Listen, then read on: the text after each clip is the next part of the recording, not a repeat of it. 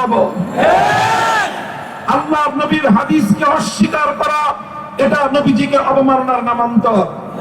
কাজে শিক্ষা প্রণয়ন, শিক্ষা সিলেবাস প্রণয়ন কমিটিতে আল্লাহ নবীর হাদিসকে অস্বীকারী দুষ্কৃতিকারীকে ইসলামী স্কলার হিসেবে দেখিয়ে জনগণকে ধোঁকাবাজি, ভাওতাবাজি করার যে তৎপরতা শিক্ষা মন্ত্রণালয় থেকে করা হচ্ছে, আমরা তার তীব্র নিন্দা জানাই। এরপরে যদি সেই বিতর্কিত ব্যক্তিকে সেখান থেকে বাদ না দেওয়া হয়, হেফাজতে ইসলাম কঠোর কর্মসূচি গ্রহণ করতে বাধ্য হবে।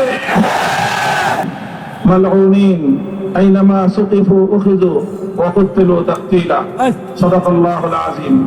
হেফাজতে ইসলাম বাংলাদেশ ঢাকা মহানগর কর্তৃক আয়োজিত নবীজিকে কটূক্তির বিরুদ্ধে প্রতিবাদের আয়োজিত আজকের এই বিক্ষোভ সমাবেশ মিছিল পূর্ববর্তী সমাবেশে উপস্থিত সংগ্রামী হেফাজতের মহাসচিব, কেন্দ্রীয় নেতৃবৃন্দ, সমবেত নবীপ্রেমিক বিক্ষুব্ধ তাওহীদি জনতা, আমাদের মহাসচিব সাহেব, অন্যান্য কেন্দ্রীয় নেতৃবৃন্দ আমাদের মূল বক্তব্য দিয়েছেন।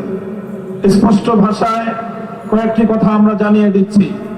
রামগিরি মহারাজ, নীতিশ নারায়ণ সহ যারা আল্লাহ নবীর বিরুদ্ধে কটূক্তি করেছে এবং তাদের সমর্থন জুগিয়েছে, তাদের বিরুদ্ধে ভারত সরকার যদি কোনো পদক্ষেপ গ্রহণ না করে, আমাদের বাংলাদেশ সরকারের প্রতি আমাদের সুস্পষ্ট দাবি থাকবে ভারতীয় রাষ্ট্রদূতকে তলব করে তাকে স্পষ্ট প্রতিবাদ জানাতে, এরপরেও যদি কাজ না হয় প্রয়োজনে রাষ্ট্রদূতকে বহিষ্কার করতে, তারপরেও যদি কাজ না হয় প্রয়োজনে ভারতের সঙ্গে আমাদের কূটনৈতিক সম্পর্ক ছিন্ন করার আমরা আহ্বান জানাবো।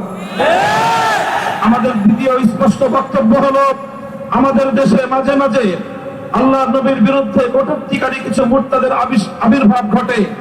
আমরা স্পষ্ট ভাষায় আমাদের অবস্থান ব্যক্ত করছি, আল্লাহ নবীর ইজ্জতের প্রশ্নে আমরা কোনো বিষয়ে ছাড় দিতে আপোষ করতে প্রস্তুত নাই।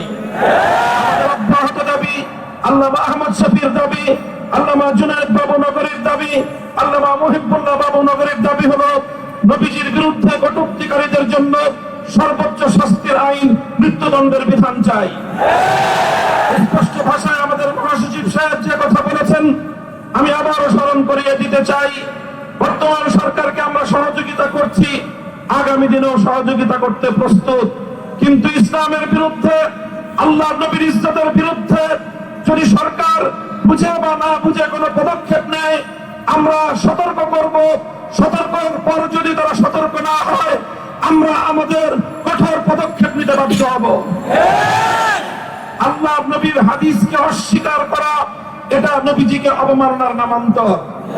কাজে শিক্ষা প্রণয়ন, শিক্ষা সিলেবাস প্রণয়ন কমিটিতে আল্লাহ নবীর হাদিসকে অস্বীকারী দুষ্কৃতিকারীকে ইসলামী স্কলার হিসেবে দেখিয়ে জনগণকে ধোঁকাবাজি, ভাওতাবাজি করার যে তৎপরতা শিক্ষা মন্ত্রণালয় থেকে করা হচ্ছে, আমরা তার তীব্র নিন্দা জানাই।